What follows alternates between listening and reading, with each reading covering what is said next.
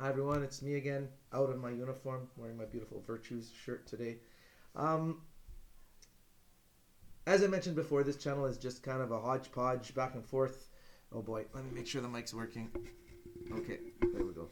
This channel is kind of a hodgepodge, back and forth kind of thing, and I don't mind that, and I know it's probably not going to be the greatest pathway to success, but it's kind of a vlog cathartic kind of thing for me. And I'll try not to say kinda and and all that. And all that. Look at all these fillers. We use so many fillers. Um. The trick is to pause. It has nothing to do with this video.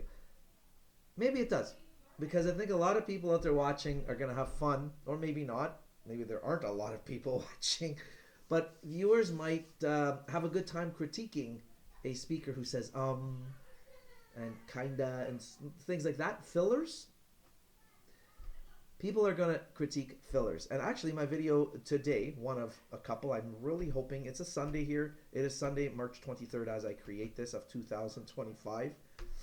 Um, Hopefully, this is only one of a couple videos I create today. I am looking to finally do my first cover, and it's a bit of a point of anxiety because there was a time when my covers were relatively successful. And as I mentioned before, but you probably haven't seen the video from before, as I mentioned before, I used to have a YouTube channel way before it was anything that anyone cared about. We're talking about over 20 years ago, brand new, or 20-ish years ago. YouTube was kind of brand new. It was kind of fringe, and like Google didn't own it yet and all that. And I would get thousands of hits on my videos, which sounds like nothing today, but at the time, with a much smaller kind of digital marketplace, it wasn't a bad number of hits. There wasn't a way to make money on it back then, and my favorite thing about all that was that people were asking me about getting an MP3 of my song, and at the time I didn't know how to do it, and there were probably lots of ways to do it, but I didn't know how to do it. And again, I have since destroyed all of those videos. I've deleted them, and it's a terrible, terrible thing that I did, because there's a 25-year-old me that had some talent that I don't know if I can duplicate. Regardless, that's a tangent. What I want to talk about today, really briefly, is being pardon me, holy cow, being a critic. Now, don't critique me on the fact that I'm stumbling on my words here. I want to talk about being a critic. Let's call it for what it is. It's the easiest job in the world,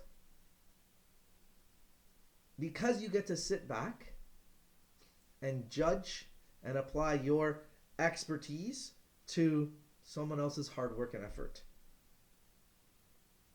Now, there are people who you could say they're deserving of the position they're in to form critiques. That's fair to say. For example, if we just want to use a sports analogy, you get these experienced veteran athletes that have gone, kind of through all of the gambit of whatever sport they were a part of, and now they're perhaps an analyst or a commentator. You know what? Maybe you have to give a little bit of kudos and you tip your hat that they know what they're talking about. But I wouldn't call them critics, right? They're analysts. It's not the same. And what I'm finding is first of all, everybody on social media is in some way a critic nowadays. And we don't need your opinion, actually. Just like you don't need to watch my opinion here. Fine, change it, turn it off. However, we've created this era where we arrogantly think that our little understanding of something gives us the right to make a big response to the world. Right? Never has so much been said by people who know so little. And that's the age of social media. Nobody's holding us accountable for knowing what the heck we're talking about, but we have an opinion on everything. And then we inform our opinion with nonsense. We inform our opinion from other people who have no business giving their opinion, and the cycle continues. Regardless, that's not exactly about what I want to talk about being a critic.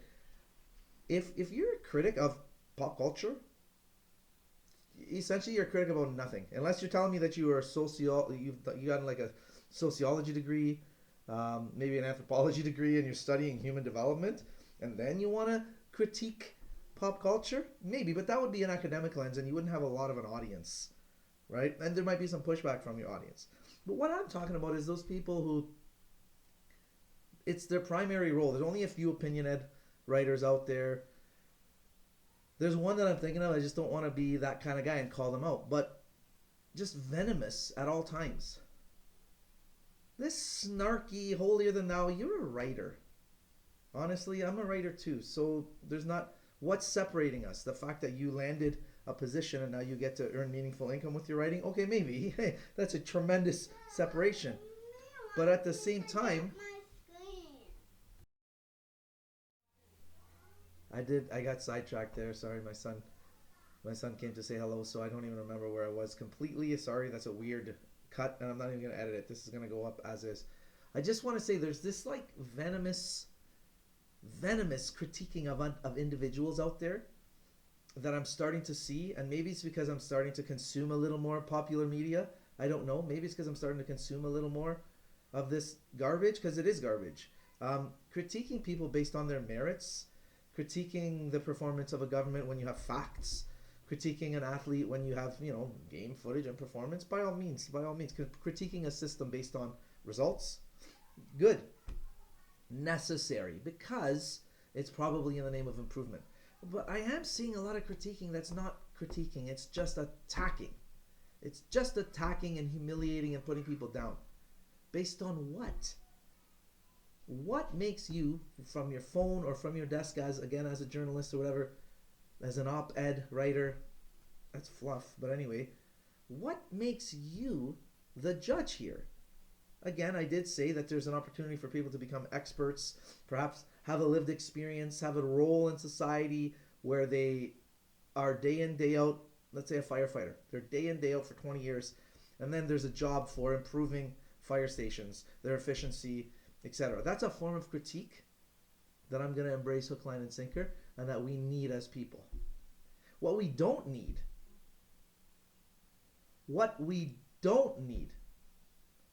is a society where everybody and their dog, as the cliche goes, thinks they have a right to tear other people down. But I think we're there. And I think it's tremendously easy to simply critique things all the time to maybe feel better about ourselves. And you could say, I do this a lot, don't I? Circular conversation. You could say that maybe that's what I'm doing. I'm critiquing things to feel better about myself. And you could be right. But what I'm saying is it's the easiest thing in the world to watch what Justin Trudeau does, what Mark Carney does, what Pierre Poilievre does, what Jagmeet Singh does, what Wayne Gretzky does, what anybody out there does. And those examples don't have any special place in my heart. They're just the first things that came to my mind. It's easy to watch these people and just dump all over them based on anything that we can nitpick at. And that's kind of what I'm seeing. Most recently, I'll fully divulge here. I read an article about Justin Trudeau, and you're picking on him for what he's doing on social media. By all means, present me with facts and figures and why you dislike the policies that are in place. But how small are we when you can sell print and digital media based on just ripping on somebody? What happened? Are we just all in high school forever? I don't. So getting to the very source of all this, easiest job in the world, and this goes all the way back to the Romantic authors to Shakespeare not liking the people that critiqued his works. It's easy for you to sit there and say what was wrong with that. The people with the biggest mouths often do the least. So I guess what I'm saying today is, rather than embracing this hypercritical society where everyone wants to maybe do something, we're all going to critique. It's part of who we are, I think, at least deep down inside part of me, and I hesitate to use the term judge, but we're all going to critique. But I guess I'm just saying, number one, if you're the person being criticized, you got to try to shake it off, because most of the critiques are going to come from people that won't do what you're trying to do.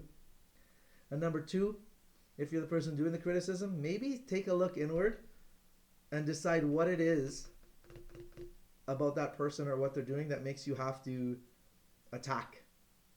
Because there is a place for constructive criticism, and there is a place for your expertise, should you have any, to be applied to the improvement of somebody else or to sharing your opinion of what the improvement could be. There's a place for all that. But I think we've kind of lost our way when I'm reading articles and digital again, when I'm reading online or in print. Energy and time that has been put towards simply ripping on someone. And I know it's old hat, but at the same time, when are we going to get better at this? Or is this just what we're doomed to be? The people who do try their best and do, and then there's this whole other large camp of people that watch and throw popcorn and make fun. Comments from the peanut gallery, as they say. I don't know. If you're a critic, maybe become someone who's doing something that might be criticized. Right? Get a little bit of nerve. Do something more than sit there and judge. Anyhow. Say something to me. I dare you. Thanks for watching.